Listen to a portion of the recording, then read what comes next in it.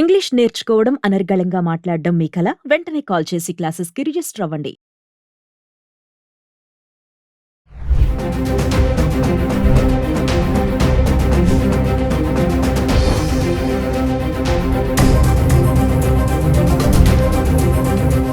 Hello viewers, welcome back to Suman TV. ప్రస్తుతం మనతో పాటు ఉన్నారు the great grandson freedom fighter Kanneganti Hanumantharao garu, PhD in American studies.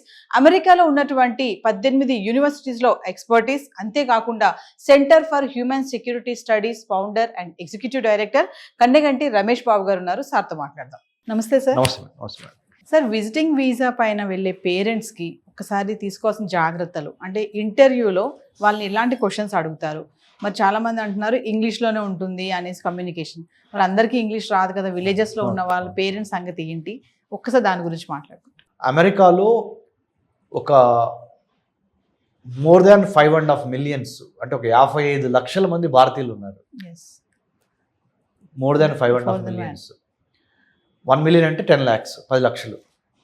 55 లక్షల్లో మన ఆంధ్ర తెలంగాణ రాష్ట్రానికి సంబంధించిన వాళ్ళు సగము అని కొద్దిగా పైగా ఉన్న ఆశ్చర్యపోవద్దు.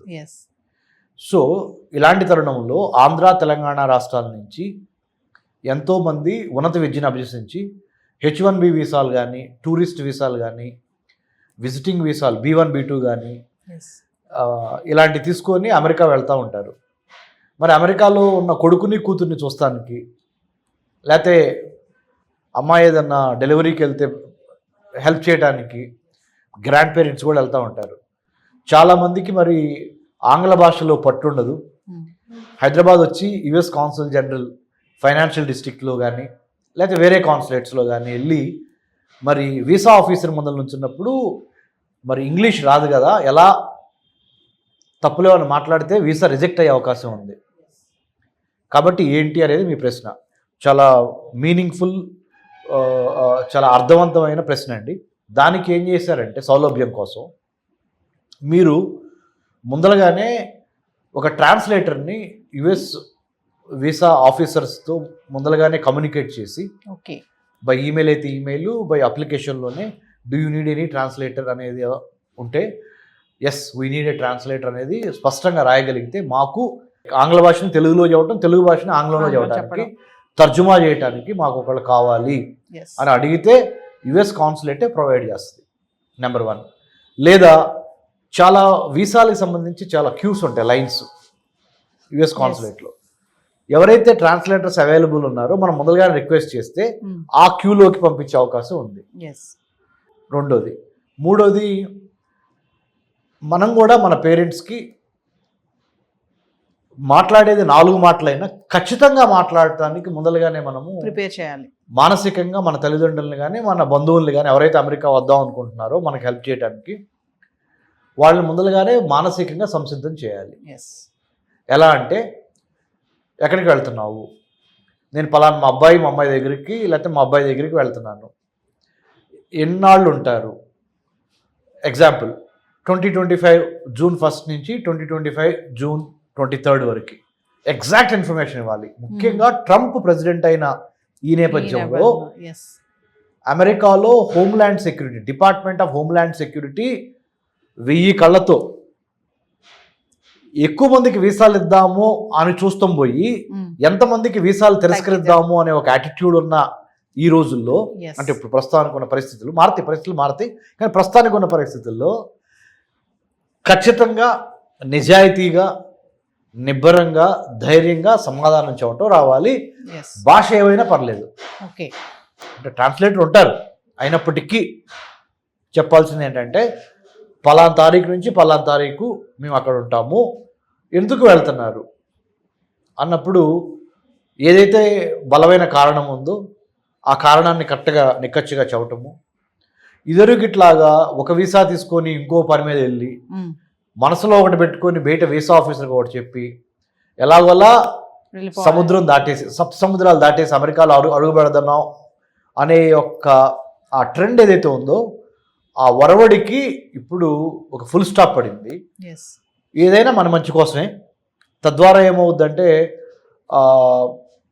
ఇప్పుడు ఏమవుతుందంటే నవీన్ గారు, 10 మందికి నిజంగా జెన్యూన్ రీజన్స్ ఉన్నా ఒకళ్ళు తప్పు చేయటం వలన మిగతా 9 మందికి ఆ అవకాశాలు దెబ్బతినిపోతాయి. ఎస్, ఇది కరెక్ట్. దయచేసి మనం కూడా బాధ్యతతో మెలగాలి, ఉన్నది ఉన్నట్టుగా చెప్పాలి, మన దేశ పరువు ప్రతిష్టని ప్లస్ మన కుటుంబ పరువు ప్రతిష్టని కాపాడుకోవాలి, అబద్ధాలు చెప్పొద్దు అనే దాని మీద మానసికంగా మీరు సంసిద్ధులై వెళ్ళండి. తద్వారా దేశానికి పేరు తెచ్చిన వాళ్ళు అవుతారు, మన రాష్ట్రానికి, మీ ఊరికి, మీ కుటుంబానికి పేరు తెచ్చిన వాళ్ళు అవుతారు. అంటే ఇప్పుడు ఉన్నటువంటి పరిస్థితిలో వీసాస్ అన్ని కూడా కొంచెం స్ట్రిక్ట్ అయిపోయాయని అనుకో. చాలా స్ట్రిక్ట్ అయినాయి, కొద్దిగా కదండి, చాలా స్ట్రిక్ట్ అయినాయి. ప్రేక్షకులకి నేను చెప్పేది ఏంటంటే, ఎవరైతే చూస్తున్నారో ఈ ప్రోగ్రాము, ట్రంప్ ప్రవేశపెట్టిన స్ట్రిక్ట్ పాలసీస్ ఏవైతే ఉన్నాయో ఇప్పుడు, ఏది ఇమిగ్రేషన్ కానీ, హైర్ ఎడ్యుకేషన్ కానీ, H1B వీసాలు, లేకపోతే జాబ్స్ గురించి కానీ, ఇవి అమెరికా మిత్రపక్షాలతో పాటు ఆర్థికంగా ఎదుగుతున్న మిగతా చాలా countries, UK, Australia, Japan, South Korea, Canada, France, Germany, ఇలా ఇటలీ, ఈ చాలా దేశాలు ఈ విధానాన్ని ప్రవేశపెట్టబోతున్నాయి. లోకలైజేషన్, ఫస్ట్ లోకల్స్కి, స్థానికులకి ఎక్కువ విద్యా, వైద్యం, ఆరోగ్యం, ఉపాధిలో ఎక్కువ స్థానికులకు అవకాశం ఇచ్చి, వేరే దేశాల నుంచి వచ్చి అమెరికాలో స్థిరపడిన వాళ్ళకి సెకండ్ ప్లేసు, థర్డ్ ప్లేసు, 2వ ప్లేసు, 3వ ప్లేసు ఇవ్వాలనేది అఫీషియల్గా అన్డిక్లేర్డ్, అంటే అసలు డిక్లేర్ చేయకుండానే డిక్లేర్ చేయబడిన పాలసీ విధానం అయిపోయింది. కాబట్టి ఉన్నంతలో సాధ్యమైనంత వరకు నీతి నిజాయితీగా సమాధానాలు చెప్పి, తెలుగులో అయినా ఇంగ్లీష్లో అయినా భాష ఏదైనా మీరు ఇచ్చే ఇన్ఫర్మేషన్, సమాచారము ఖచ్చితంగా కాన్ఫిడెంట్గా పొలైట్గా ఇవ్వండి. ఈ ఇచ్చే పరిణామ క్రమంలో మీ తల్లిదండ్రుల్ని కానీ, మీ డిపెండెంట్స్, మీ మీద ఆధారపడి అమెరికా వద్దాం అనుకుంటున్న వాళ్ళు కింద ప్రిపేర్ చేయండి. ఆ విధంగా మానసికంగా ప్రిపేర్ చేయండి, హోంవర్క్ చేయండి. Plan, prepare, perspire and inspire. అంటే ముఖ్యంగా చక్కగా ప్రణాళిక వేయండి. ఇంట్లో కూర్చోబెట్టి హోమ్ ట్యూషన్ లాగా చెప్పండి పేరెంట్స్కి, అమ్మా ఇట్లా వీసా ఆఫీసర్ అడుగుతారు, నువ్వు ఇట్లా చెప్పు, ఉన్నది ఉన్నట్టు చెప్పాలి. ఎందుకంటే డాక్యుమెంట్స్ మ్యాచ్ కాలేదు, చెప్పేదానికి డాక్యుమెంట్స్ మీద ఉన్నదానికి తేడా ఉందనుకోండి, సారీ. కాబట్టి మంచి మెలకువలతో ఉండండి, అద్భుతంగా మీకు వీసాలు వస్తే భయపడొద్దు. మీకు ఎటువంటి సందేహాలున్నా డాక్టర్ రమేష్ కన్నగంటి నేనున్నాను, మీకు సహాయం చేస్తాను. I did my PhD in American studies. America చాలాసార్లు వెళ్ళొచ్చి అమెరికన్ అధికారులతో కూడా చాలా యూనివర్సిటీస్లో పనిచేయడం వల్ల మాకు కొంత అనుభవం ఉంది. అనుభవాన్ని మీకు షేర్ చేస్తాను. Thank you sir. Thank you Nagendra గారు.